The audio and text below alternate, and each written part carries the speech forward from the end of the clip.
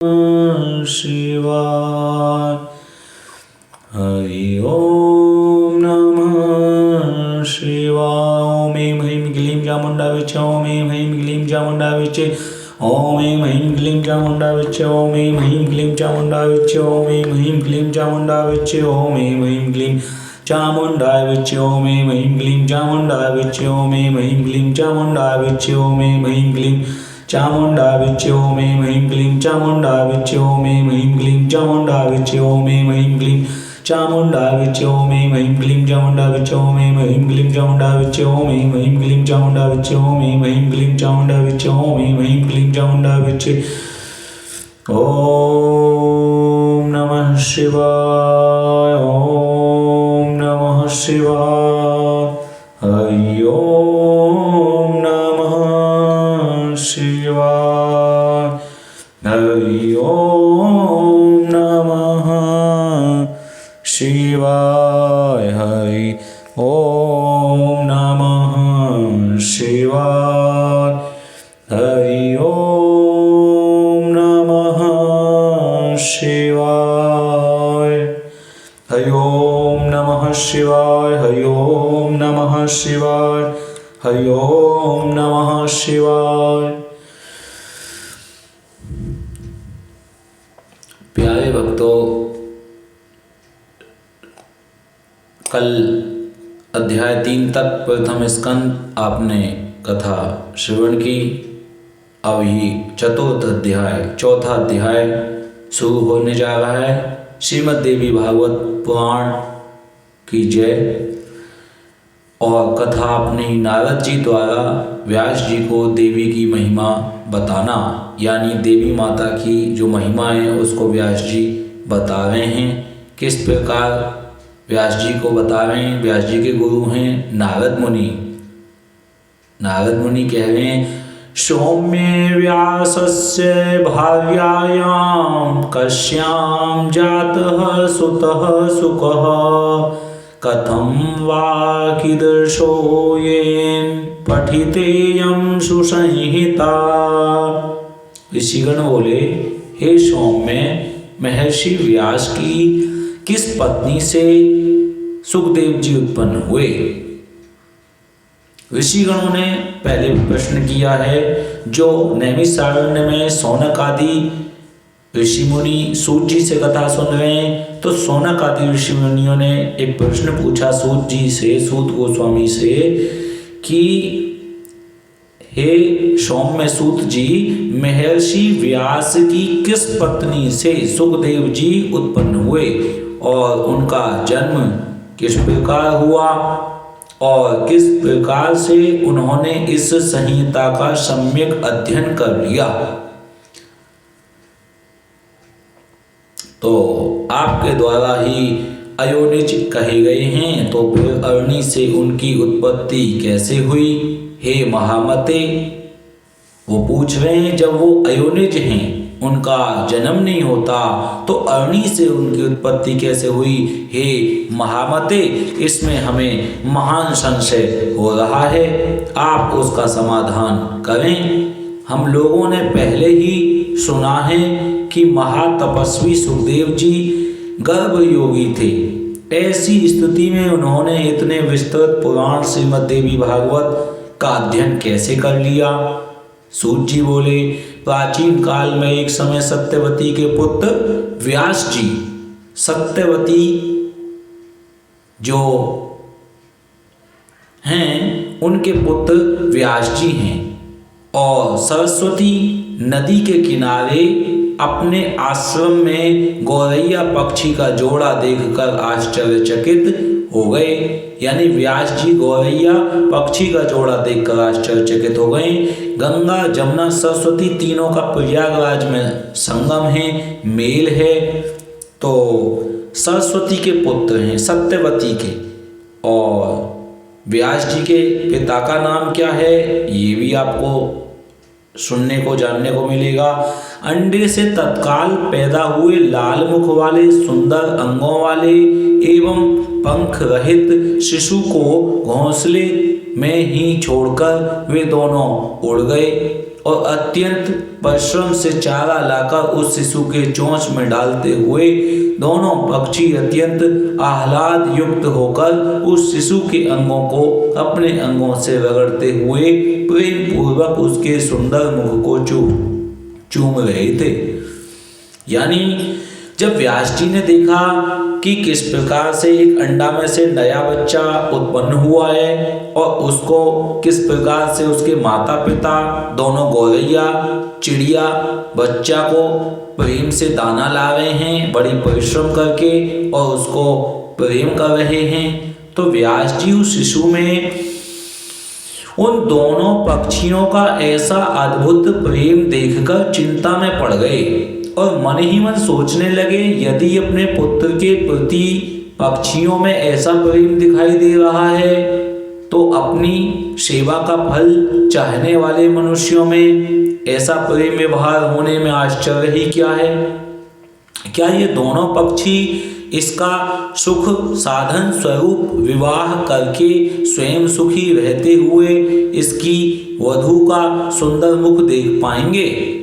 यानी जो गौरैया हैं दोनों पक्षी उस बच्चे के अंडे में से जो अभी अभी उत्पन्न हुआ है उसके विषय में व्यास जी सोच रहे हैं। सरस्वती नदी के किनारे पर ये लीला उनको देखने को मिली है और वो सोच रहे हैं कि ये दोनों पक्षी इसको इतने सुखपूर्वक साधन स्वरूप जो विवाह होता है इतने सुख से इसे पाल रहे हैं, तो जो साधन होता है विवाह के अंदर नाचना गाना वो सब करेंगे क्या इस बच्चे का और स्वयं सुखी रहते हुए इसकी बच्चे की जो वधू आएगी उसका सुंदर मुख देख पाएंगे?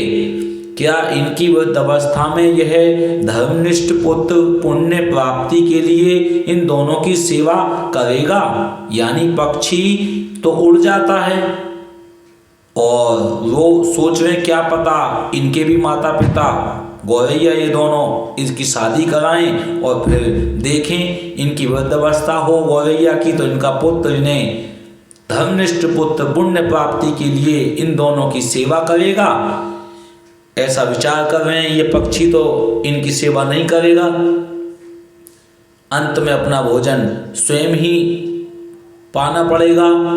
धन आदि अर्जित करके क्या यह अपने माता पिता को संतुष्ट रखेगा और इनकी मृत्यु के यानी कि जिस बच्चे के लिए इतने प्रसन्न हैं ये दोनों गौरैया, लेकिन ये बच्चा तो माता पिता को संतुष्ट धन से भी नहीं रखेगा और इनकी मृत्यु के उपरांत क्या इनका विधि पूर्वक प्रेत कर्म करेगा? इनका भी प्रेत कर्म नहीं करेगा। चिड़िया का गौरैया का इनका जो बच्चा है जिसको अभी अभी ये चूम रहे इतने प्रेम से भोजन प्रसाद लाके खिला रहे हैं, अथवा क्या गया तीर्थ जाकर यह बालक उनके श्राद्ध आदि कर्म करके उनका उद्धार करेगा तथा उनके परलोक साधन हेतु क्या यह विधि पूर्वक नीलोत्सर्ग नील वृषभ छोड़ने का कर्म करेगा? पुत्र के शरीर का आलिंगन और विशेष रूप से उसका लालन पालन इस संसार में सभी सुखों में उत्तम सुख कहा गया है। पुत्र रहित मनुष्य की न तो सद्गति होती है और न तो उसे स्वर्ग की प्राप्ति होती है। अतः परलोक साधन के लिए पुत्र से बढ़कर अन्य कोई उपाय नहीं है। मनु आदि ऋषियों ने भी धर्मशास्त्रों में कहा है कि पुत्रवान मनुष्य स्वर्ग प्राप्त करता है और पुत्रहीन व्यक्ति को स्वर्ग कभी प्राप्त नहीं होता। यानी जिसको पुत्र नहीं है उसको स्वर्ग नहीं मिल सकता कभी भी, चाहे उसने कितने भी पुण्य क्यों न किए हों। इस बात में अनुमान की कोई आवश्यकता नहीं है, अपितु यह प्रत्यक्ष रूप में भी देखा जाता है। साथ ही यह वेद स्मृति आदि का भी सनातन वचन है कि पुत्रवान मनुष्य पापों से मुक्त हो जाता है। रोग अवस्था में तथा मरण काल में भूमि शैया पर पड़ा हुआ संतानहीन प्राणी दुखित होकर अपने मन में विचार करता है कि मेरे घर में पर्याप्त धन है, अनेक प्रकार के पात्र हैं, तथा मेरा यह भवन भी अत्यंत सुंदर है, किंतु अब तक इनका स्वामी कौन होगा। और आतुरे मृत्यु काले अपि भूमि शय्यागतो नरः करोति मनसा चिंतां दुखितः पुत्रवर्जितः धनं मे विपुलं गेहे पात्राणि विविधानि च मंदिरं सुंदरं चेतत् को अस्य स्वामी भविष्यति। चूंकि मृत्यु काल में उस प्राणी का मन अति दुखी होकर भ्रमित होता रहता है, इसलिए उस भ्रांत मन वाले प्राणी की दुर्गति अवश्य ही होती है। इस प्रकार अनेक चिंतन करके और बार बार लंबी तथा गर्म सांसें लेकर सत्यवती पुत्र व्यास जी का मन अत्यंत खिन्न हो गया। बार बार चिंतन कर रहे हैं कि ये चिड़िया जो हैं बच्चों को पालती हैं, ये बच्चे तो इनको भोजन लाकर खिलाएंगे नहीं, अपने माता पिता की सेवा बच्चे करेंगे नहीं चिड़िया के, और चिड़िया के बच्चे तो धन भी नहीं कमा के लाएंगे, माता पिता को संतुष्ट नहीं करेंगे और श्राद्ध भी नहीं करेंगे। ये महीना श्राद्ध का चल रहा है, माता पिताओं के तर्पण किए जाते हैं, फिर दादा दादी परदादा परदादी अपने खानदान में जो ऊपर गए हैं पितरों की पूजा की जाती है, पितरों के श्राद्ध चलते हैं 15 दिन तक। तो इस प्रकार से सोच रहे हैं चिड़िया के बच्चे तो करते नहीं है, लेकिन फिर भी चिड़िया और चिड़ा कितने प्रेम से सुखपूर्वक अपने बच्चे को पाल रहे हैं। इसके बाद मन में बहुत सोच विचार करके अत्यंत दृढ़ निश्चय करके वे तपश्चर्या के लिए मेरु पर्वत पर चले गए। उन्होंने मन में विचार किया कि मैं विष्णु, रुद्र, इंद्र, ब्रह्मा, सूर्य, गणेश, कार्तिकेय, अग्नि एवं वरुण इन देवताओं में किस देवता की आराधना करूं जो वर प्रदान करने में उदार तथा अभीष्ट फलों को देने वाला हो। यानी ब्रह्मा, इंद्र, विष्णु, रुद्र, शिव जी, विष्णु जी, इंद्र, ब्रह्मा और सूर्य, गणेश, कार्तिकेय, अग्नि और वरुण। इस प्रकार व्यास जी विचार कर ही रहे थे कि उसी समय संयोगवश मुनि श्रेष्ठ नारद जी हाथों में वीणा धारण किए हुए वहां आ गए। उन्हें देखकर सत्यवती पुत्र व्यास जी अत्यंत प्रसन्न हुए और उन्होंने अर्घ्य तथा आसन प्रदान करके उन मुनि से कुशल क्षेम पूछा।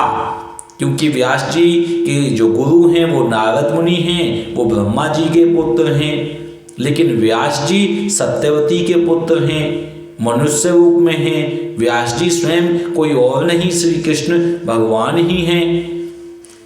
हर द्वापर में नए नए व्यास बदलते रहते हैं। अब तक 28 व्यास हो चुके हैं। कुशल प्रश्न सुन लेने के पश्चात, और प्रश्न क्या था, नारद जी मैं किस देवता की पूजा करूं जिससे मुझे जल्दी फल प्राप्त हो जाए और अच्छा। कुशल प्रश्न जब सुन लिया, मुनिवर नारद जी ने पूछा, हे द्वारपायन आप किस कारण से चिंताग्रस्त हैं, मुझे बताएं। व्यास जी बोले, संतानहीन व्यक्ति की सद्गति नहीं होती और कभी भी उसके मन में सुख अनुभूति नहीं होती। इसी बात को लेकर मैं अत्यंत दुखित हूं और बार बार यही सोचता रहता हूं।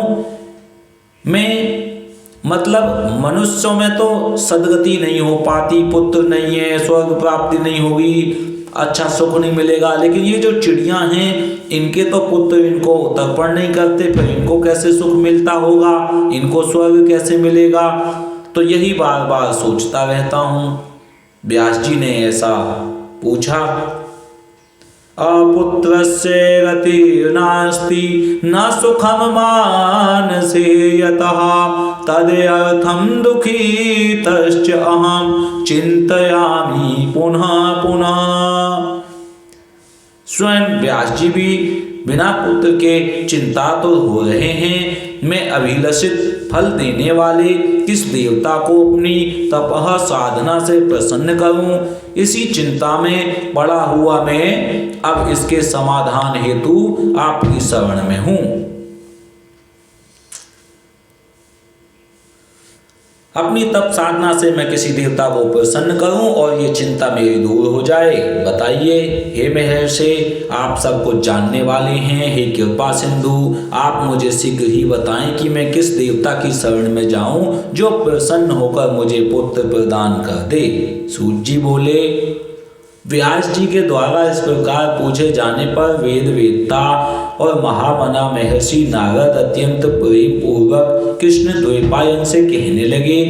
क्या कहने लगे नारद जी? उवाचा पराशर्य महाभाग यत त्वं पृच्छसि मामिह तम एवार्थं पुरा पृष्टः पित्रा मे मधुसूदन ध्यानस्थं च हरिं दृष्ट्वा पिता मे विस्मयं गतः पर्यत्पृच्छत देवेशं श्रीनाथं जगतः पते कौस्तुभोद भासितं दिव्यं शंखचक्र गदाधरं पीताम्बरं चतुर्बाहुं श्रीवत्ससाङ्कितवक्षसं कारणं सर्वलोकानां देवदेवं जगद्गुरुं वासुदेवं जगन्नाथं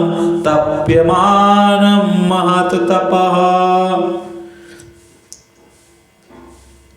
नारद जी ने कहा, हे पराशर तने यानी पराशर मुनि के ये पुत्र हैं और सत्यवती इनकी माता का नाम है। हे महाभाग, आपके द्वारा जो प्रश्न यहाँ मुझसे पूछा गया है वैसा ही प्रश्न पूर्व काल में मेरे पिता ब्रह्मा जी ने मधुसूदन भगवान विष्णु से किया था। क्या कि कृपा सिंधु मुझे बताएं मैं किस देवता की शरण में जाऊं और मुझे पुत्र कौन प्रदान करेगा। ये प्रश्न ब्रह्मा जी ने भी पूछा है विष्णु भगवान से। तो मेरे पिता ब्रह्मा जी कौस्तुभ मणि की प्रभा से दीप्तिमान शंख चक्र गदा और पद्म धारण करने वाले, पीत वस्त्र धारण करने वाले, चार भुजाओं में श्री वत्स चिन्ह से विभूषित वक्ष स्थल वाले, सभी लोगों के कारण स्वरूप देव अधिदेव जगत गुरु जगत ईश्वर वासुदेव देवेश जगतपति श्रीनाथ विष्णु को ध्यान में अवस्थित होकर कठोर तप करते हुए देखकर अत्यंत विस्मय में पड़ गए और उन्होंने पूछा। ब्रह्मा जी बोले, हे देव अधिदेव, हे जगन्नाथ, हे भूत भविष्य वर्तमान के स्वामी, आप किस लिए यह कठोर तपस्या कर रहे हैं? हे जनार्दन, आप किसके ध्यान में लीन हैं? कारणं सर्वलोकानां देवदेवं जगद्गुरुं वासुदेवं जगन्नाथं तप्यमानं महत तपः देवदेव जगन्नाथ भूत भव्य भवत्प्रभु तपश्चर्षि कस्मात् त्वं किं ध्यायसि जनार्दन। हे देवेश, यह देखकर मैं परम विस्मय में पड़ गया हूँ कि समस्त विश्व का स्वामी होते हुए भी आप ऐसा ध्यान कर रहे हैं। भला इससे बढ़कर अन्य कौन सी विचित्र बात होगी? आपके नाभि कमल से प्रादुर्भूत होकर मैं संपूर्ण लोगों को कर्ता के रूप में अधिष्ठित हूँ। हे लक्ष्मीपते, आपसे भी श्रेष्ठतर देवता कौन है? उस देवता को मुझे बताइए। हे जगन्नाथ, मैं तो यही जानता हूँ कि आप ही आदि स्वरूप सबके कारण, निर्माता, पालनकर्ता, संहारक तथा सभी कार्यों को संपादित करने वाले हैं। हे महाराज, आपकी इच्छा से ही मैं इस जगत की रचना कार्य में प्रवृत्त होता हूँ और सदा आपके ही आदेश से शंकर जी प्रलय अवस्था में जगत का संहार करते हैं। इच्छ्याति महाराज सृज्याम्य अहम इदं जगत हरः संहर्ते काले सोऽपि ते वचने सदा।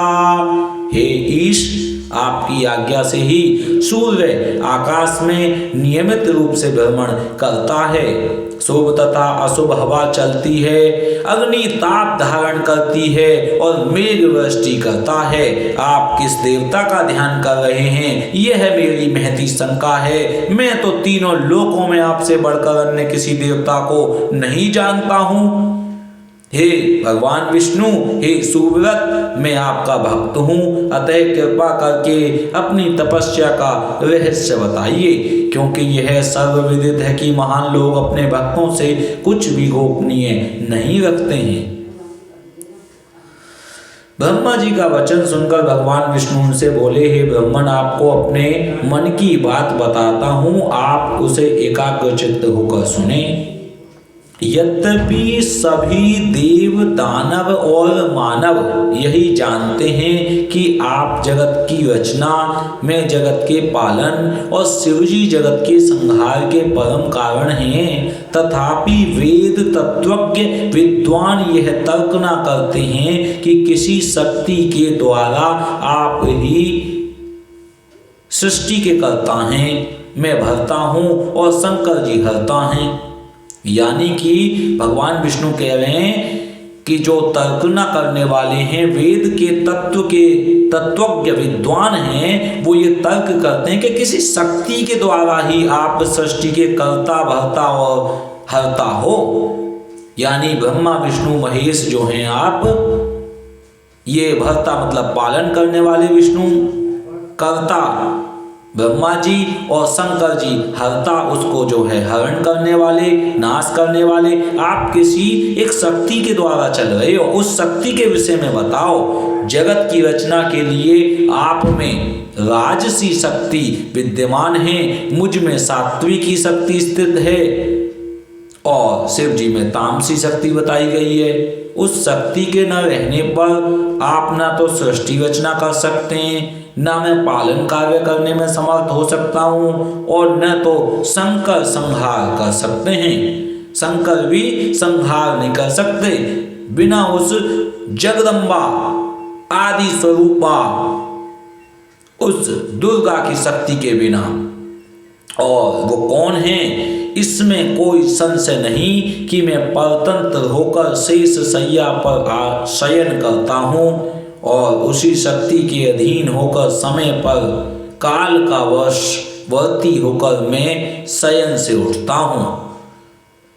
उसी शक्ति का अवलंबन प्राप्त कर मैं सदा तपश्चरण करता रहता हूँ। मैं कभी लक्ष्मी के साथ सुखपूर्वक विहार करता हूँ और कभी दानवों के साथ अत्यंत भीषण शरीर को चूर्ण कर देने वाला तथा लोगों को भयभीत कर देने वाला युद्ध भी करता हूँ। हे धर्मज्ञ, हे ब्रह्मा, मैं स्वयं विष्णु बता रहा हूँ। आप यह तो प्रत्यक्ष जानते हैं कि पूर्व समय में मेरे द्वारा उस महासिंधु में 5000 वर्षों तक भीषण बाहु युद्ध किया गया था। हे देव, कान की मैल से उत्पन्न अत्यंत दुष्ट मदोन्मत्त तथा अहंकारी मधुकैटभ नामक दोनों दानवों का मैंने देवी की कृपा से ही संहार किया था। हे महाभाग, क्या आप उस समय परात्पर कारण स्वरूपा महाशक्ति को नहीं जान पाए थे? अतः बार बार क्यों पूछ रहे हैं? उसी शक्ति की इच्छा से मैं परम पुरुष के रूप में महासागर में विचरण करता हूँ और विभिन्न युगों में कच्छप, वराह, नरसिंह तथा वामन के रूप में अवतरित होता रहता हूँ। यज्ञ योनि में उत्पन्न होना किसी के लिए भी प्रिय नहीं होता। मैं अपनी इच्छा से वामन, वराह आदि योनियों में उत्पन्न नहीं होता हूँ, अपितु इसमें उसी शक्ति की प्रेरणा ही परम कारण है। भला ऐसा कौन होगा जो लक्ष्मी के साथ सुखदायक विहार का त्याग करके मत्स्य आदि नीच योनियों में जन्म लेगा? यदि मैं स्वतंत्र होता तो सुखदायिनी शैया को छोड़कर गरुड़ रूपी आसन पर बैठकर महाभयंकर युद्ध क्यों करता? यानी विष्णु भगवान कह रहे हैं कि मैं सुखदायिनी इस सैया को छोड़कर और गरुड़ जी पर आसन पर बैठकर महाभयंकर युद्ध क्यों करता। अगर मैं स्वतंत्र होता तो, और मैं मत्स्य आदि नीच योनियों में, मछली में, कछुए में, सूअर में, मैं अवतार घोड़े में क्यों लेता। हे अज, प्राचीन काल में एक बार आपके समक्ष ही धनुष की प्रत्यंचा टूट जाने के कारण मेरा सिर छिन्न हो गया था। जब धनुष की प्रत्यंचा टूटी है तो टूट जाने के कारण मेरा सिर छिन्न हो गया है। तब शिल्पकारों में श्रेष्ठ आपने फिर से मेरे धड़ पर घोड़े का सिर जोड़ दिया था। यानी प्रत्यंचा जब टूटी है तो ये श्री राम भगवान ने धनुष तोड़ा होगा, उस समय पे ये सिर जो है विष्णु भगवान का छिन्न हो गया है और उस समय घोड़े का सिर जोड़ा गया है। हे लोक निर्माता, उसी समय में हैग्रीव नाम से लोक प्रसिद्ध हुआ। यह सब आपके सामने घटित हुआ था। यदि मैं स्वाधीन होता तो संसार में यह विडंबना कैसे होती। अतएव मैं स्वतंत्र नहीं हूँ, अपितु सर्वथा उसी शक्ति के अधीन हूँ। मैं निरंतर उसी शक्ति का ध्यान करता रहता हूँ। हे कमलोद्भव, मैं इसके अतिरिक्त अन्य कुछ भी नहीं जानता। नारद जी बोले, हे व्यास जी, भगवान विष्णु ने ब्रह्मा जी से इस प्रकार कहा था, तस्मान् अहं स्वतंत्रो अस्मि, शक्त्यधीनो अस्मि सर्वथा, तामेव शक्तिं सततं ध्यायामि च निरन्तरम्। मैं निरंतर ध्यान करता रहता हूँ। तामेव शक्तिं सततं ध्यायामि, नातः परतरं किंचिन जानामि कल कमलोद्भव। मैं इससे ज्यादा और कुछ नहीं जानता। और व्यास जी ने जब भगवान विष्णु के विषय में ऐसा सुना कि ब्रह्मा जी से इस प्रकार कह रहे थे कि हे मुनि श्रेष्ठ, मेरे पिता ब्रह्मा जी वे सब बातें मुझसे कही थी, अतः आप भी कल्याणकारी पुत्र प्राप्ति के उद्देश्य से सर्वथा संशय रहित होकर अपने हृदय कमल में देवी भगवती के चरणारविंद का ध्यान कीजिए। वे देवी आपके समस्त अभिलाषित फलों को प्रदान कर देंगी। सूत जी बोले, नारद जी के ऐसा कहने पर सत्यवती पुत्र व्यास जी देवी के चरणारविंद में अपना ध्यान केंद्रित करते हुए तपश्चर्या हेतु पर्वत पर चले गए। यानी जो प्रश्न था व्यास जी का पर्वत पर, मेरु पर्वत पर जाने का, कि मैं किस देवता की पूजा करूं, विष्णु की करूं, शिव जी की करूं, या फिर सूर्य देव की करूं, वरुण देव की करूं, जल देव की करूं, तो वहां पर यही प्रश्न जो है उन्होंने बता दिया। ये प्रश्न ब्रह्मा जी के भी मन में आया, मैं किसकी पूजा करूं, तो विष्णु भगवान ने भी उन्हें बता दिया था कि आप जो है देवी माता की, जिसकी शक्ति से ब्रह्मा विष्णु महेश तीनों चल रहे हैं, उसी की आप ध्यान लगाओ, उसी की तपस्या करो।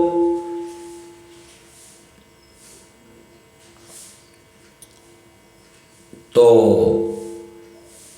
श्रीमन्नारायण नारायण नारायण, श्रीमन्नारायण नारायण नारायण, श्रीमन्नारायण नारायण नारायण।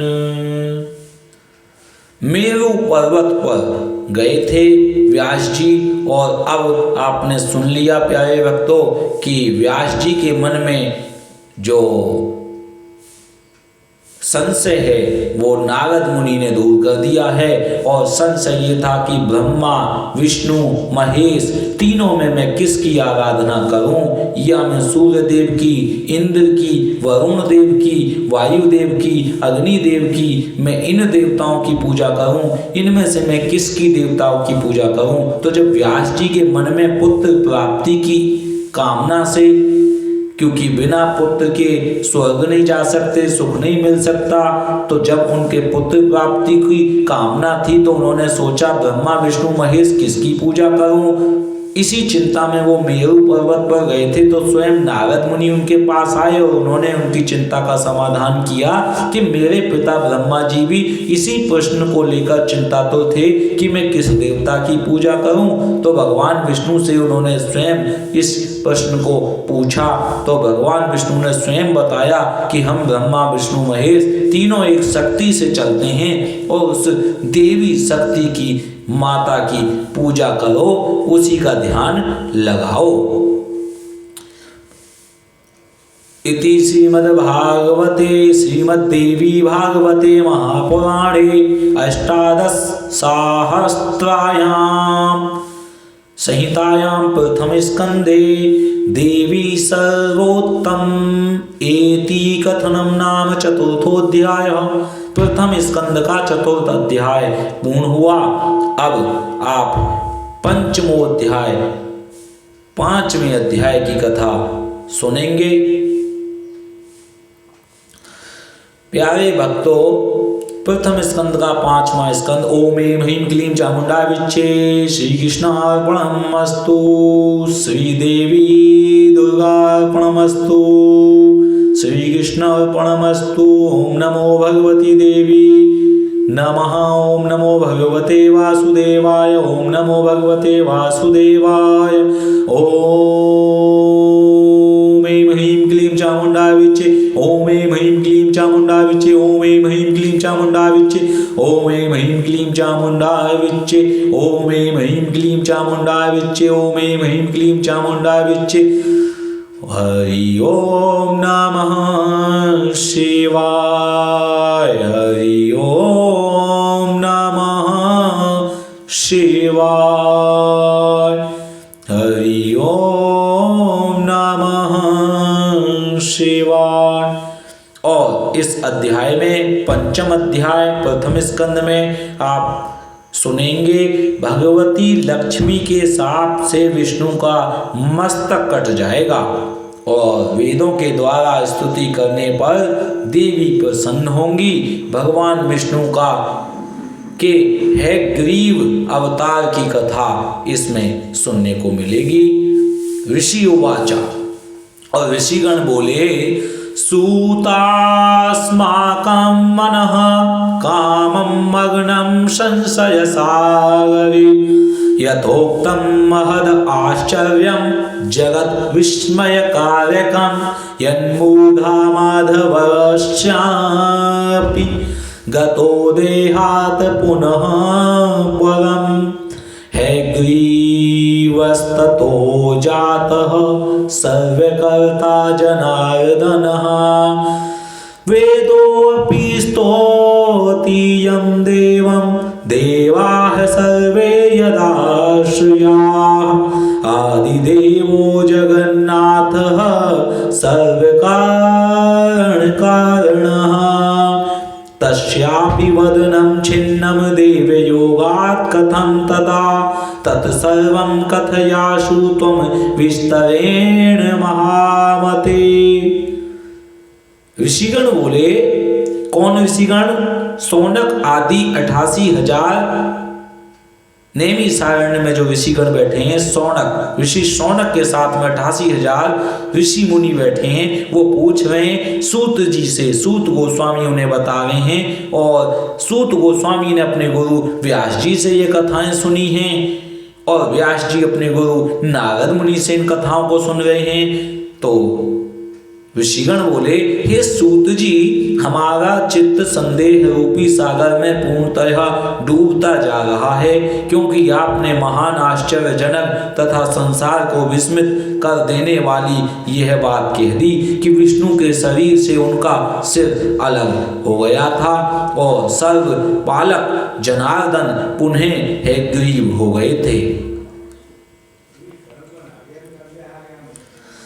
वेद भी जिन भगवान विष्णु का स्तवन करते हैं, समस्त देवता जिनका आश्रय ग्रहण करते हैं, जो आदि देव हैं, जगत के स्वामी हैं और सभी कारणों के भी कारण हैं, देव योग से उनका भी मस्तक कैसे कट गया? हे महामते, वह सब आप हमसे विस्तार पूर्वक शीघ्र कहिए। सूत जी बोले, हे मुनियों, आप सभी लोग एकाग्रचित्त होकर परम तेजस्वी देव अधिदेव भगवान विष्णु का चरित्र सुनिए। किसी समय वे सनातन देव विष्णु 10,000 वर्षों तक भीषण युद्ध करके अत्यंत थक गए थे। तदनंतर एक समतल तथा शुभ स्थान पर पद्म आसन लगाकर पृथ्वी पर स्थित प्रत्यंचा चढ़े हुए धनुष पर कंठ प्रदेश गर्दन टिकाए हुए उस धनुष की नोक पर भार देकर लक्ष्मीपति भगवान विष्णु सो गए और थकावट के कारण देव योग से उन्हें गहरी नींद आ गई। यानी जब भगवान विष्णु सनातन देव हैं और 10,000 वर्षों तक भीषण युद्ध मधु के ठप से हुआ उनका, और जब वो थक गए तो एक समतल और शुभ स्थान पर पद्म आसन लगाकर पृथ्वी पर स्थित प्रत्यंचा चढ़े हुए धनुष पर कंठ प्रदेश यानी गर्दन टिकाए हुए उस धनुष की नोक पर भार देकर लक्ष्मीपति विष्णु भगवान सो गए और थकावट के कारण देवयोग से उन्हें गहरी नींद आ गई। कुछ समय बीतने पर ब्रह्मा, शिव तथा इंद्र सहित सभी देवता यज्ञ करने को उद्यत हुए। वे सब देव कार्य की सिद्धि हेतु यज्ञों के अधिपति जनार्दन भगवान विष्णु के दर्शनार्थ वैकुंठ लोक गए। वे सब देव काव्य की सिद्धि हेतु यज्ञों के अधिपति जनार्दन भगवान विष्णु के दर्शनार्थ वैकुंठ लोक गए। उस समय उन्हें वहां न देखकर वे देवतागण ज्ञान दृष्टि से देख करके वहां पहुंचे जहां भगवान विष्णु विराजमान थे। वहां उन्होंने सर्वव्यापी भगवान विष्णु को योग निद्रा के वशीभूत होकर अचेत पड़ा हुआ देखा। तब वे देवगण वहीं रुक गए। सभी देवताओं के वहां रुक जाने के बाद जगतपति विष्णु को निद्रा मग्न देखकर ब्रह्मा, रुद्र आदि प्रमुख देवता अत्यंत चिंतित हुए। तदनंतर इंद्र ने देवताओं से कहा, हे श्रेष्ठ देवगण, अब क्या किया जाए? हे श्रेष्ठ देवताओं, अब आप सभी यह विचार करें कि इनकी निद्रा किस प्रकार भंग की जाए। तब शिवजी ने इंद्र से कहा कि इनकी निद्रा का भंग करने से महान दोष लगेगा, किंतु हे श्रेष्ठ देवगण, शिवजी कह रहे हैं कि इंद्र, इनकी निद्रा का भंग करने से महान दोष लगेगा, किंतु हे श्रेष्ठ देवगण, इंद्र स्वयं शंकर भगवान इस बात को कह रहे हैं शिव जी कि यज्ञ कार्य भी अवश्य करणीय हैं। इसके बाद परमेष्ठी ब्रह्मा जी ने पृथ्वी पर स्थित धनुष के अग्रभाग को खा जाने के लिए दीमक का सृजन किया। यानी परमेष्ठी ब्रह्मा जी ने पृथ्वी पर स्थित धनुष के अग्रभाग को, आगे के हिस्से को दीमक खा जाएगी तो ये धनुष नीचे गिरेगा और निद्रा खुल जाएगी, तो हमें दोष भी नहीं लगेगा। ऐसा सोचकर ब्रह्मा जी ने दीमक लगा दी। उन्होंने यह सोचा कि दीमक के द्वारा धनुष का अग्रभाग खा लिए जाने पर धनुष नीचा हो जाएगा, तब वे देव अधिदेव विष्णु निद्रा मुक्त हो जाएंगे। ऐसा होने पर निसंदेह देवताओं का संपूर्ण कार्य सिद्ध हो जाएगा। अतः सनातन ब्रह्मा जी ने दीमक को इस कार्य के लिए आदेश दिया। तब दीमक ने ब्रह्मा जी से कहा कि हे देव अधिदेव जगत गुरु लक्ष्मीपति भगवान विष्णु की निद्रा भंग में कैसे करूं, क्योंकि नींद में बाधा डालना, कथा में विघ्न पैदा करना, पति पत्नी के बीच भेद उत्पन्न करना एवं माँ पुत्र के बीच वैर भाव पैदा करने के लिए षड्यंत्र करना ब्रह्म हत्या के समान कहा गया है। और जब इस प्रकार की घटना उनको सुनने को मिली, तम उवाच तदा वल्मी देवदेवस्य मापते निद्राभंग है कथम कार्यो देवस्य जगतां गुरो निद्राभंग कथा छेदो दंपत्योः प्रीतिभेदनम् शिशुमात् विभेदश्च ब्रह्महत्या समं स्मृतम्। ब्रह्म हत्या के बराबर पाप लगेगा और ब्रह्म हत्या के समान पाप बताया गया है। किसी की निद्रा को भंग करना, पति पत्नी में झगड़ा कराना, माँ पुत्र में झगड़ा कराना। अतः मैं देव अधिदेव भगवान विष्णु का सुख क्यों नष्ट करूं? हे देव, उस धनुष का अग्रभाग खाने से मेरा क्या लाभ है जिसके लिए मैं ऐसा पाप करूं? स्वार्थ के वशीभूत होकर ही समस्त लोग पाप कार्य में प्रवृत्त होता है और इसलिए मैं भी इसमें कोई स्वार्थ सिद्धि होने पर ही इसका भक्षण करूंगा। ब्रह्मा जी बोले, सुनो, हम लोग यज्ञ में तुम्हारे भाग की व्यवस्था कर देंगे, इसलिए तुम अविलंब भगवान विष्णु को जगाकर हम लोगों का कार्य संपन्न कर दो। हम जो होम कार्य आहुति प्रदान करते समय जो हव्य आसपास गिरेगा उसी को अपना भाग समझना और अब तुम शीघ्रता पूर्वक हमारा कार्य करो। एक तो इसमें जो हिस्सा बचता है, यज्ञ करते हैं, हवन करते हैं, उस समय जो आसपास सामग्री बच जाती है उसको दीमक का भाग समझ के कहीं पर डाल देना चाहिए। और दीमक मिट्टी में भी होती है, दीमक उस भाग को खा लेती है। तो जहाँ मिट्टी हो पेड़ के नीचे, वहाँ दीमक हो, वहाँ पर इस भाग को हवन से यज्ञ से बचे हुए भाग को घेर देना चाहिए। सूत जी बोले, हे ऋषियों, ब्रह्मा जी के इस प्रकार कहने के अनंतर दीमक ने धरातल पर स्थित धनुष अग्र को शीघ्र ही खा लिया, जिससे धनुष की डोरी मुक्त हो गई और प्रत्यंचा के खुल जाने पर धनुष का वह ऊपरी कोना मुक्त हो गया। इस प्रकार एक भीषण ध्वनि पैदा हुई जिससे वहां सभी देवगण भयभीत हो गए।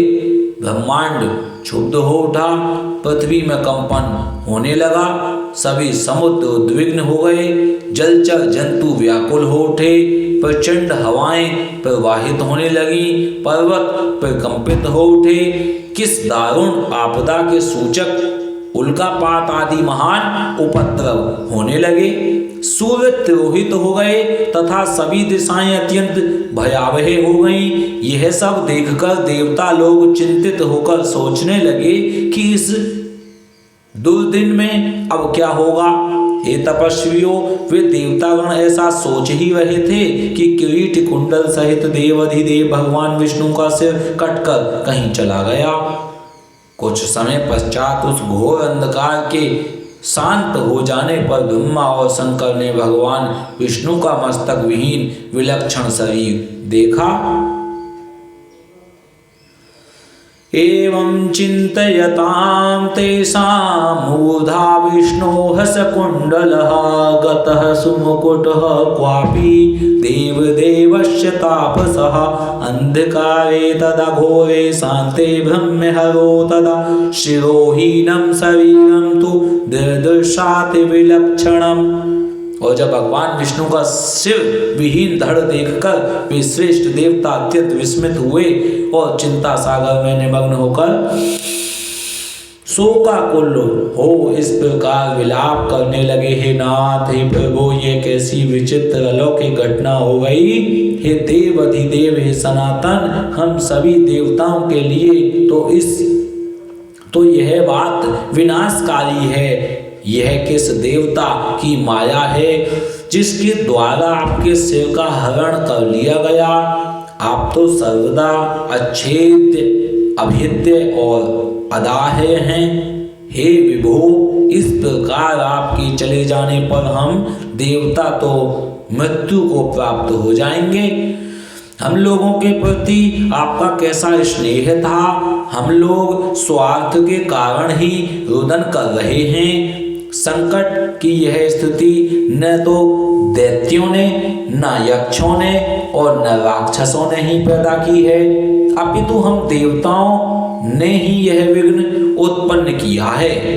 तथापि हे रमापते, इसमें किसका दोष समझा जाए। हम सभी देवता पराश्रित हैं। हम इस समय क्या करें और कहाँ जाएं। हे देवेश, हम मूढ़ बुद्धि वाले देवताओं के लिए अब कहीं भी कोई शरण नहीं है। यह कोई सात्विकी राजस्वी या अथवा तामसी माया भी नहीं है जिसके द्वारा आप मायापति जगतगुरु का सिर काटा गया है। तब शिव सहित समस्त देवताओं को करुण किरंदन करते हुए देखकर वेद वेत्ताओं में श्रेष्ठ देवगुरु बृहस्पति ने उन्हें सांत्वना देते हुए कहा, हे महाभागो, अब इस प्रकार किरंदन से क्या लाभ है। इस समय तो विवेक का आश्रय लेकर कोई उपाय करना चाहिए। हे देवेंद्र, भाग्य एवं पुरुषार्थ दोनों ही समान श्रेणी के हैं, फिर भी उपाय करना ही चाहिए। भाग्य और पुरुषार्थ दोनों ही समान श्रेणी के हैं। कोई कहे मेरे को सब कुछ भाग्य में मिल जाएगा, ये भी सत्य है। लेकिन कोई कहे मैं पुरुषार्थ से कमाना चाहता हूँ, ये भी पूरी तरह सत्य है। भाग्य और पुरुषार्थ दोनों समान श्रेणी के हैं, ना कोई ऊंचा है और ना कोई नीचा। जो भाग्य में नहीं हो उसको पुरुषार्थ से कमाया जा सकता है, और जो पुरुषार्थ से भी नहीं कमाया जाए वो भाग्य में मिल जाता है। वह देवयोग से ही सफल होता है। उपाय जो है देवयोग से ही सफल होता है। बृहस्पति जी बोले, इंद्र बोले, अनर्थकारी पुरुषार्थ को धिक्कार है। मैं तो देव को श्रेष्ठतर मानता हूँ, क्योंकि हम देवताओं के देखते देखते विष्णु का सिर कट गया। इंद्र तो कह रहे हैं अनर्थकारी, अनर्थ करने वाला ये पुरुषार्थ जो है इसको धिक्कार है।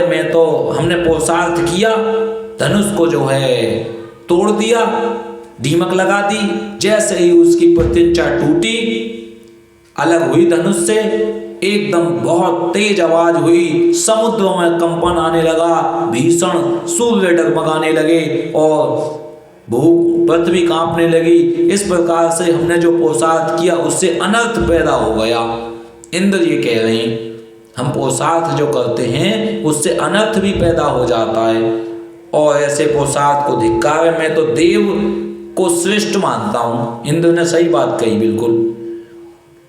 और क्योंकि हम देवताओं के देखते देखते विष्णु का सिर कट गया, हमने जो पुरुषार्थ किया इससे तो अनर्थ पैदा हो गया, विष्णु का सिर कट गया। ब्रह्मा जी बोले, काल द्वारा जो भी शुभ अशुभ कर्मों का फल निर्धारित है, काल के द्वारा जो शुभ और अशुभ कर्मों का फल निर्धारित है, ये तुमने अशुभ कर्म किए तो ये फल मिलेगा, शुभ कर्म किए तो ये फल मिलेगा, उसे अवश्य ही भोगना पड़ता है। भाग्य का अतिक्रमण कौन कर सकता है। ब्रह्मा जी ने भी कह दी कि भाई भाग्य श्रेष्ठ है, भाग्य का अतिक्रमण कौन कर सकता है। पुरुषार्थ भले ही कितना भी कर लो, फिर भी सुख और दुख तो भोगने ही पड़ेंगे। कुछ ना कुछ तो हमसे कर्म ऐसे बनी जाएंगे पुरुषार्थ करते वक्त कि पाप भी होंगे और पुण्य भी होंगे। तो उन पुण्यों को और पापों को जो भोगोगे ये भाग्य कहलाएगा। प्रत्येक प्राणी काल क्रम के अनुसार सुख दुख भोगता ही है, इसमें कोई संदेह नहीं है। जिस प्रकार पूर्व काल में काल की प्रेरणा से शंकर जी ने मेरा मस्तक काट दिया था, ब्रह्मा जी कह रहे हैं शंकर जी ने मेरा मस्तक काट दिया था, उसी प्रकार साप के कारण शिव जी का लिंग कट कर गिर गया था। साप के कारण शिव जी का लिंग कट के गिर गया था और उसी प्रकार आज विष्णु का सिर कटकर लवण सागर में जा गिरा है। और देवयोग से ही इंद्र को भी सहस्र भगों की प्राप्ति हुई। देवयोग से ही इंद्र को भी सहस्र मतलब हजारों भगों की प्राप्ति हुई। उन्हें दुख भोगना पड़ा, हजारों उनके आंखें आ गई। देवयोग से ही वे स्वर्ग से च्युत हो गए और मानसरोवर के कमल में रहने लगे। इंद्र जो हैं इस संसार में जब इन महाभाग देवताओं को भी दुख का भोग करने के लिए विवश होना पड़ा, तो फिर दुख भोगने से भला कौन वंचित रह सकता है। अतएव आप लोग शोक का परित्याग कर दें। अतः आप लोग शोक का परित्याग कर दें, शोक को त्याग दो। यानी विवश होकर दुख का भोग करने के लिए जो विवश होना पड़ता है, फिर दुख भोगने से भला कौन वंचित रह सकता है। यानी संसार में जब इन महाभाग देवताओं को भी दुख का भोग करने के लिए विवश होना पड़ता है, तो फिर दुख भोगने से भला कौन वंचित रहेगा। मनुष्य की तो बात ही क्या है, देवता तक लोग, विष्णु का सिर कट गया, विष्णु का सिर कट गया, शिव जी का लिंग कट गया और ब्रह्मा जी का सिर कट गया और इंद्र को हजारों आंखें उत्पन्न हो गई, उनसे जो है उसे स्वर्ग से नीचे गिरना पड़ा। तो जब हम देवता लोगों को भी ये नुकसान उठाने पड़ रहे हैं तो मनुष्य क्या सोचे। अतएव आप लोग शोक का परित्याग कर दें और उन महामाया विद्या रूपा सनातनी ब्रह्म विद्या तथा जगत को धारण करने वाली देवी का ध्यान कीजिए, जिनके द्वारा यह चराचर संपूर्ण त्रिलोक व्याप्त है। कौन है? महामाया, माया नहीं महामाया विद्या रूपा सनातनी ब्रह्म विद्या जगत को धारण करने वाली देवी का ध्यान, और वे निर्गुणा परा प्रकृति हम लोगों को समस्त कार्य सिद्ध कर देंगी। चिंतयन्तु महामायां विद्यादेवीं सनातने सा विद्यास्यति नः कार्यं निर्गुणा प्रकृतिः परा ब्रह्म विद्यां जगद्धात्रीं सर्वेषां जननीं तथा यया सर्वं इदं व्याप्तं त्रैलोक्यं चराचरं ब्रह्म विद्यां जगद्धात्रीं सर्वेषां जननीं तथा यया सर्वं इदं व्याप्तं त्रैलोक्यं चराचरं। सूर्य जी कहने लगे, हे मुनियों, देवताओं से इस प्रकार कहकर ब्रह्मा जी ने काव्य की सिद्धि की कामना से अपने सम्मुख से शरीर विद्यमान वेदों को आदेश दिया। सूर्य जी कह रहे हैं, हे मुनियों, देवताओं से इस प्रकार कहकर ब्रह्मा जी ने काव्य की सिद्धि की कामना से अपने सम्मुख से शरीर विद्यमान देव वेदों को आदेश दिया। यानी जो शरीर के साथ विद्यमान थे वेद, चार वेद, ऋग्वेद, यजुर्वेद, ऋग्वेद, यजुर्वेद, अथर्ववेद, सामवेद, ऋग्वेद, अथर्ववेद, यजुर्वेद, सामवेद, इन चारों वेदों को जो शरीर के साथ खड़े थे वो वेद, उनको आदेश दे दिया ब्रह्मा जी ने। कार्य की सिद्धि होने दो। क्या आदेश दिया? ब्रह्मा जी बोले, आप लोग समस्त कार्यों को सिद्ध करने वाली परा अम्बा ब्रह्म विद्या सनातनी, यानी कि ब्रह्मा जी ने सिद्ध कर दिया कि विष्णु और शिव और मैं तीनों ही बड़े नहीं हैं। हमसे बड़े जो माया है महामाया, परा अम्बा, अम्बा नहीं परा अम्बा, महामाया ब्रह्म विद्या सनातनी तथा निगूढ़ अंगों वाली महामाया का स्तमन कीजिए। हे वेदों, स्तमन कीजिए, स्तुति कीजिए, पुकारिए महामाया की। उनका यह वचन सुनकर समस्त सुंदर अंगों वाले वेद जगत की आधार स्वरूपा तथा ज्ञान गम्या उन महामाया की स्तुति करने लगे। जब उनका यह वचन सुना तो समस्त सुंदर अंगों वाले वेद, यानी जो वेद हैं, ब्रह्मा जी के वचन सुनकर सुंदर अंग हैं उनके और जगत की आधार स्वरूपा तथा ज्ञान गम्या उन महामाया की स्तुति करने लगे। वेदों ने कहा, हे देवी, हे महामाये, हे विश्वोत्पत्ति कारिणी, हे शिवे, हे निर्गुणे, हे सर्वभूतेशी, हे सर्व शिव कामार्थ प्रदायिनी माता, आपको नमस्कार है। आप सभी प्राणियों को आश्रय देने के लिए पृथ्वी स्वरूपा हैं तथा प्राणधारियों को बुद्धि, श्री, कांति, क्षमा, शांति एवं स्मृति सब कुछ आप ही हैं। नमो देवी महामाये विश्वोत्पत्ति करे शिवे, निर्गुणे सर्वभूतेशी मातः शंकर कामदे, त्वं भूमिः सर्वभूतानां प्राणाः प्राणवतां तथा, धीः श्रीः कान्तिः क्षमा शान्तिः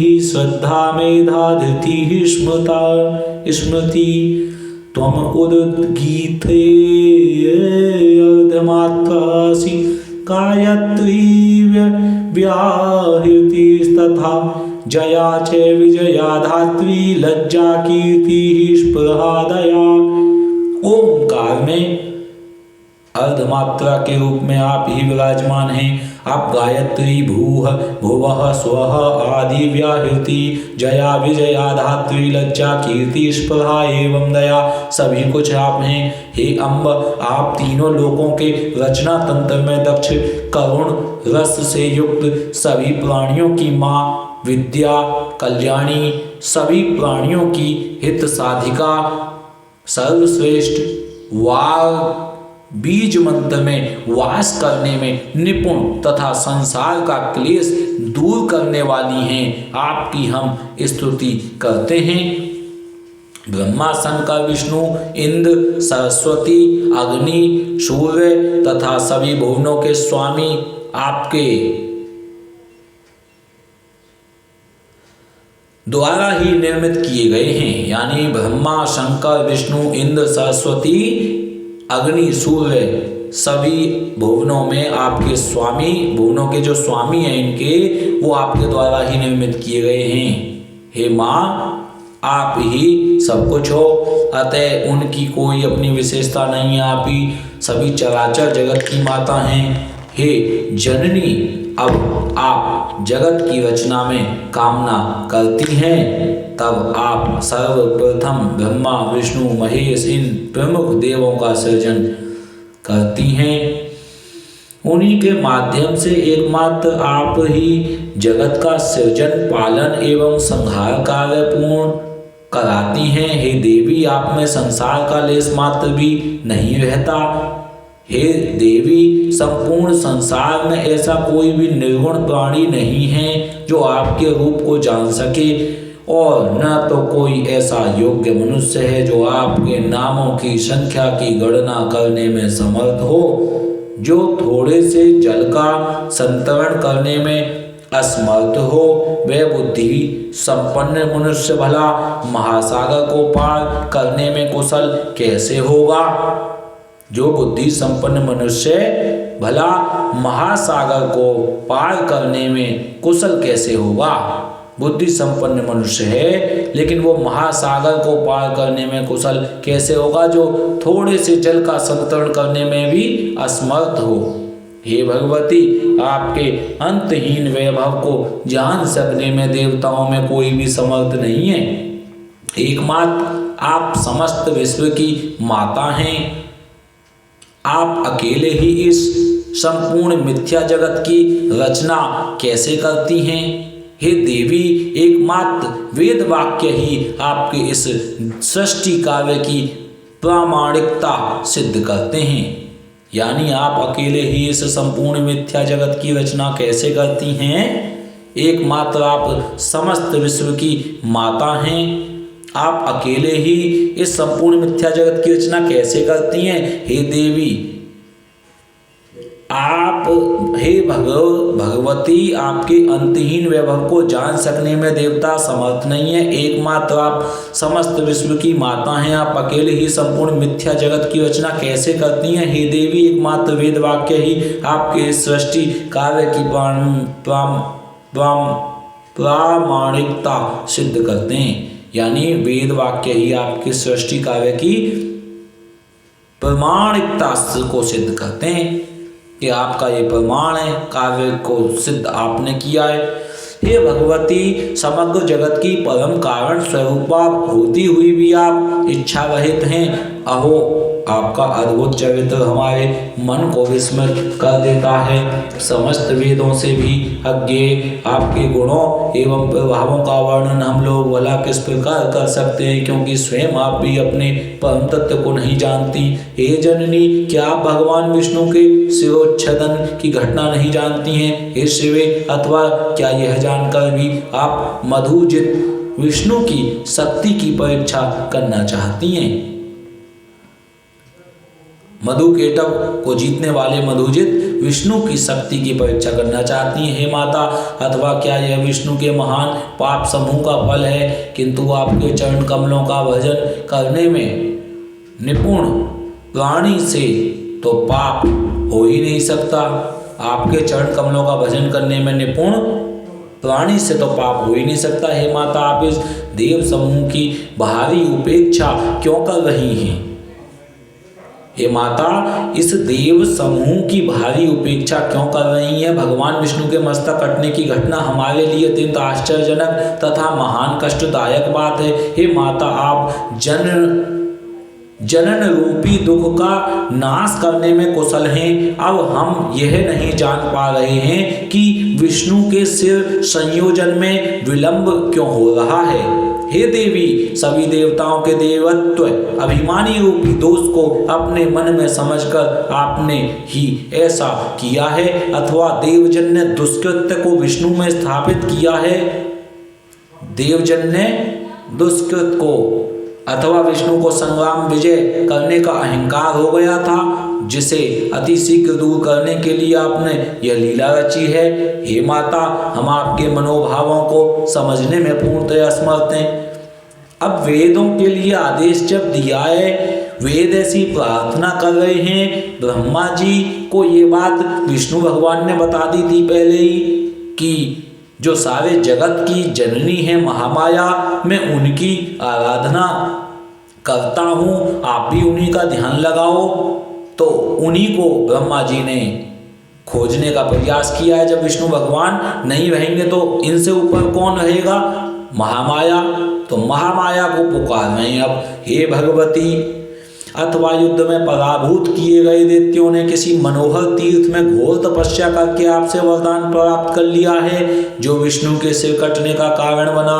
हे भवानी, अथवा विष्णु को सिर विहीन रूप में देखने के लिए आप इस समय कोई विनोद कर रही हैं। हे आद्य, आप सिंधु सुता लक्ष्मी पर किस कारण से आक्रोशित तो नहीं है? आप उन्हें स्वामी विहीन किस लिए देखना चाह रही हैं? आप अपने ही अंश से प्रादुर्भूत लक्ष्मी का अपराध क्षमा करें और भगवान विष्णु को जीवन दान देकर रमा को प्रसन्न कर दें। जगत के समस्त कार्यों को संपादित करने में प्रमुख भूमिका वाले अतिशय प्रभावशाली ये देवता आपको निरंतर नमस्कार करते हैं। हे देवी, सर्वलोक अधिपति विष्णु को जीवित करके आप देवताओं को शोक सागर से पार कीजिए। हे देवी, सर्वलोक अधिपति विष्णु को जीवित करके आप देवताओं के शोक सागर से पार कर दीजिए। हे अम्बे, भगवान विष्णु का सिर छिन्न होकर कहाँ चला गया हम यह नहीं जानते, और इस समय इन्हें जीवित करने के लिए अन्य कोई युक्ति भी नहीं सूझ रही है। हे देवी, मृत प्राणी को जीवित करने में किस प्रकार अमृत समर्थ है, उसी प्रकार समग्र संसार की आप जीवन दात्री हैं। सूर्य जी बोले, हे मुनियों, इस प्रकार सामगान निपुण सांग वेदों द्वारा स्तुति किए जाने से गुणातीता महेश्वरी परात्परा महामाया भगवती प्रसन्न हो गई। बोलिए श्रीमद् देवी भागवत महापुराण की जय। सामगान निपुण सांग वेदों द्वारा जब वेदों ने इस प्रकार स्तुति की है तो भगवती महामाया परात्परा माहेश्वरी प्रसन्न हो गई। उसी समय देवताओं को सुख प्रदान करने वाले शब्दों से युक्त और भक्तजनों को आनंदित करने वाले आकाश स्थित अशरीरिणी शुभवाणी ने उनसे कहा, देवताओं को सुख प्रदान करने वाले शब्दों से युक्त और भक्तजनों को आनंदित करने वाली आकाश स्थित अशरीरी शुभ वाणी ने उनसे कहा, हे देवताओं, आप लोग किस प्रकार की चिंता न करें, किसी प्रकार की और स्वस्थ चित्त रहें। हे अमरगण, इन वेदों के भावपूर्ण स्तवन से मैं परम प्रसन्न हो गई हूँ, इसमें लेस मात्र भी संदेह नहीं है। मनुष्य लोक में जो प्राणी इस स्तुति से मेरी आराधना करेगा अथवा भक्ति पूर्वक इसका पाठ करेगा, उसकी समस्त कामनाएं पूर्ण हो जाएंगी।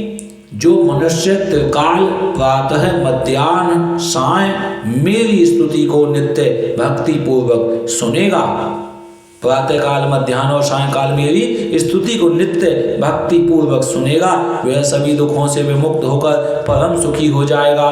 वेदों द्वारा उच्चारित किए जाने के कारण यह स्तुति वेदों के समान ही है। वेदों के द्वारा उच्चारित की जाने के कारण यह स्तुति वेदों के समान ही है। हे देवो, अब आप विष्णु के शिरोच्छेदन का कारण सुनिए, क्योंकि इस लोक में बिना कारण कोई कार्य कैसे हो सकता है। एक बार अपने समीप बैठी हुई अपनी प्रियतमा सागर पुत्री लक्ष्मी का चित्राकर्षक मुख देखकर भगवान विष्णु हंस पड़े। उन्होंने सोचा कि भगवान विष्णु मुझे देखकर क्यों हंस पड़े। मेरे मुख में विष्णु जी द्वारा दोष देखे जाने का आखिर क्या कारण हो सकता है, और फिर बिना किसी कारण के उनका हंसना संभव नहीं हो सकता। मुझे तो ऐसा प्रतीत होता है कि उन्होंने किसी अन्य सुंदर स्त्री को मेरी सौत बना लिया है। इसी विचार मंथन के परिणाम स्वरूप लक्ष्मी जी को प्रविष्ट हो गई। तब उनके शरीर में तमोगुण संपन्न तामसी शक्ति व्याप्त हो गई। तदनंतर किसी देव योग के प्रभाव से देवताओं के कार्य साधन के उद्देश्य से ही उनके शरीर में अत्यंत उग्र तामसी शक्ति प्रविष्ट हुई। तब लक्ष्मी जी के शरीर में तामसी शक्ति का समावेश हो जाने के कारण वे अत्यंत क्रोधित हो उठी और उन्होंने मंद स्वर में कहा, तुम्हारा यह सिर कटकर गिर जाए। स्त्री स्वभाव के कारण भावीवश तथा संयोग से बिना सोचे समझे ही लक्ष्मी जी ने अपने ही सुख को विनष्ट करने वाला शाप दे दिया। सौत के व्यवहार आदि से उत्पन्न होने वाला दुख वैधव्य से भी बढ़कर होता है। यानी कोई सौत हो तो व्यवहार आदि सौत के व्यवहार से जो उत्पन्न होता है दुख, वो वैध जो अव्य देते हैं उसमें जो दुख होता है उससे भी बढ़ के होता है। यानी वेद क्या करते हैं, शरीर का छेदन करते हैं, काटते हैं, उसमें जो दुख होता है, किसी के हाथ पैर में कैंसर फोड़ा कुछ हो जाता है उसको काट देते हैं, उससे भी ज़्यादा बढ़ के दुख होता है कि सौत का जो व्यवहार होता है। मन में ऐसा सोचकर तथा शरीर पर तामसी शक्ति का प्रभाव होने के कारण उन्होंने ऐसा कह दिया था। मन में जब ऐसा सोचा लक्ष्मी जी ने और शरीर पर तामसी शक्ति का प्रभाव था तो होने के कारण उन्होंने ऐसा कह दिया। मिथ्याचरण, साहस, माया, मूर्खता, अतिलोभ, अपवित्रता तथा दयाहीनता ये स्त्रियों के स्वाभाविक दोष हैं। मिथ्याचरण, साहस, माया और मूर्खता, अतिलोभ ये तो इनके स्वाभाविक दोष हैं ही। पवित्रता तथा दयाहीन। अब मैं उन वासुदेव को पूर्व की भांति सिर युक्त कर देती हूँ।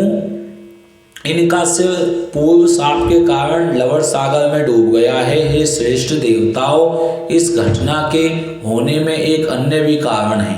आप लोगों का महान कार्य अवश्य सिद्ध होगा, इसमें कोई संदेह नहीं है। प्राचीन काल में महाबाहु एवं अति प्रसिद्ध हैग्रीव नाम वाला एक दानव था जो सरस्वती नदी के तट पर बहुत कठोर तपस्या करने लगा। वह दैत्य आहार को त्याग कर समस्त इंद्रियों को वश में करके तथा सभी प्रकार के भोग ऐश्वर्य से दूर रहते हुए मेरे माया बीजात्मक अक्षर मंत्र ह्रीं ओम ऐं ह्रीं ह्रीं ओम ऐं ह्रीं क्लीं चामुंडाय विच्चे ओम ऐं ह्रीं क्लीं चामुंडाय विच्चे ओम ऐं ह्रीं क्लीं चामुंडाय विच्चे ओम ऐं ह्रीं क्लीं चामुंडाय विच्चे। तो इस मंत्र का जप करता रहा, ह्रीं ह्रीं ह्रीं। हरि में से निकलने वाली हरि की शक्ति महामाया ह्रीं ह्रीं ह्रीं। और दैत्य का नाम क्या था? हैग्रीव नामक नाम वाला दानव था और सरस्वती नदी के तट पर बहुत कठोर तपस्या कर रहा है हैग्रीव। इस प्रकार समस्त हैग्रीव अवतार भी है।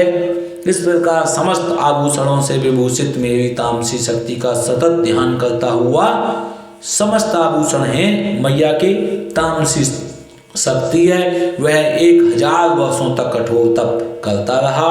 उस समय उस दैत्य ने जिस रूप में मेरा ध्यान किया था, उसी तामस रूप में उसे दर्शन देने हेतु उसके समक्ष में प्रकट हुई।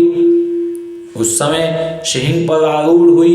मैंने दयापूर्वक उससे कहा, हे महाभाग, तुम वरदान मांगो।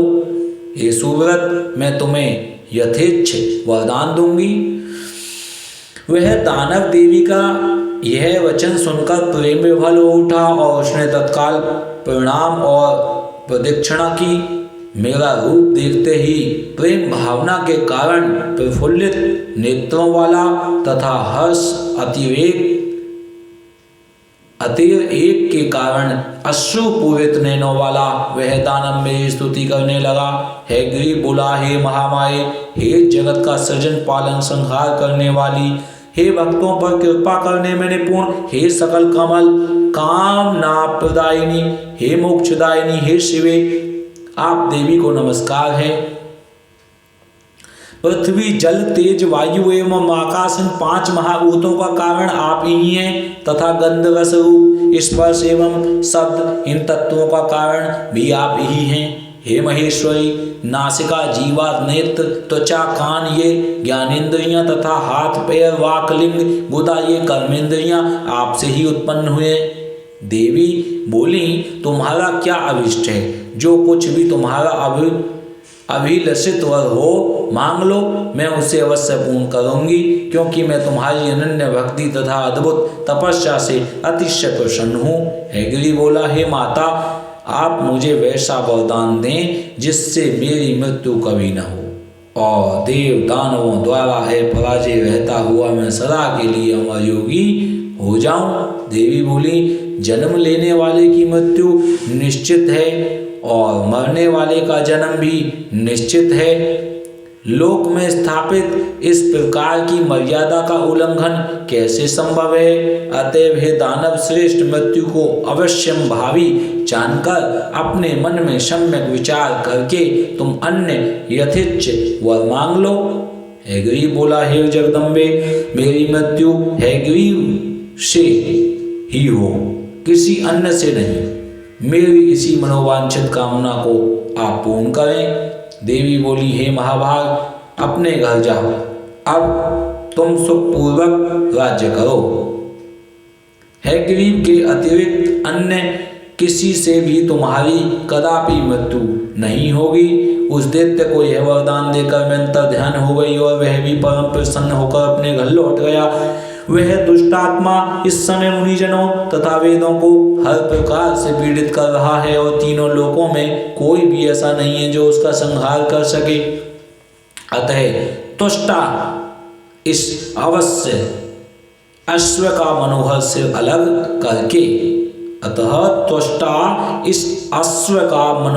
अलग करके उसे इन सिर विहीन विष्णु के धड़ पर संयोजित कर देंगे। तत्पश्चात देवताओं के कल्याणार्थ भगवान हैग्रीव उस परमात्मा पाप आत्मा अत्यंत क्रूर तथा दानवी स्वभाव वाले महाअसुर हैग्रीव का संहार कर देंगे। सूत जी बोले, देवताओं से इस प्रकार कहकर भगवती शांत हो गईं और इसके बाद देवगण परम संतुष्ट होकर देवशिल्पी विश्वकर्मा से बोले। देवताओं ने कहा, विष्णु के धड़ पर घोड़े का सिर जोड़कर देवताओं का कार्य कीजिए। वे भगवान हैग्रीव ही दानव श्रेष्ठ दैत्य का वध करेंगे।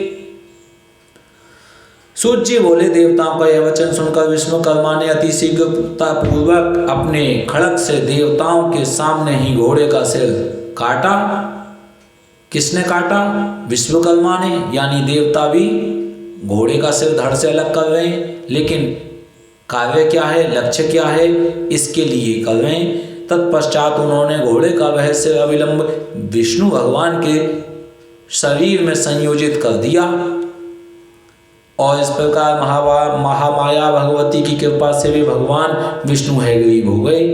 कुछ समय बाद उन भगवान हैग्रीव ने अहंकार के मद में चूर देव शत्रु दानव का युद्ध भूमि में अपने तेज से वध कर दिया, यानी विष्णु भगवान भी घोड़ा बन गए। इस संसार में जो प्राणी इस पवित्र कथा का सेवन करते हैं वे समस्त पापों से मुक्त हो जाते हैं, इसमें लेश मात्र भी संदेह नहीं है। महामाया भगवती का चरित्र अति पावन है तथा पापों का नाश कर देता है। इस चरित्र का पाठ तथा श्रवण करने वाले प्राणियों को सभी प्रकार की संपदाएं अनायास ही प्राप्त हो जाती हैं।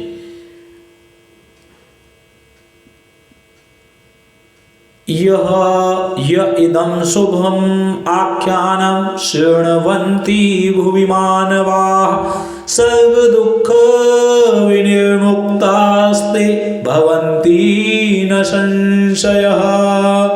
महामाया चरित्रं च पवित्रं पापनाशनं पठतां श्रवणतां चैव सर्वसम्पत्तिकारकम्। ओम इति श्रीमद्भागवते महापुराणे अष्टादशसहस्रयां संहितायां प्रथम स्कंदे हैग्रीवावतार कथनम नाम पंचमोऽध्याय। श्री कृष्णार्पणमस्तु। ओम नमो भगवते वासुदेवाय। ओम ऐं ह्रीं क्लीं चामुण्डाय विचे। ओम ऐं ह्रीं क्लीं चामुण्डाय विचे। ओम ऐं ह्रीं क्लीं चामुण्डाय विचे। ओम ऐं ह्रीं क्लीं चामुण्डाय विचे। ओम ऐं ह्रीं क्लीं चामुण्डाय विचे। हरि ओम नमः शिवाय। हरि ओम नमः शिवाय। हरि ओम नमः शिवाय। हरि ओम नमः शिवाय। हरि ओम नमः शिवाय। हरि ओम नमः शिवाय। हरि ओम नमः शिवाय। ओम ऐं ह्रीं क्लीं चामुण्डाय विचे। ओम ऐं ह्रीं क्लीं चामुण्डाय विचे। ओम ऐं ह्रीं क्लीं चामुण्डाय विचे। ओम श्यामा प्यारी कुंज बिहारी जय जय श्री हरिदास दुलारी। जय जय श्यामा जय जय श्याम जय जय श्री वृंदावन धाम। राधे तेरो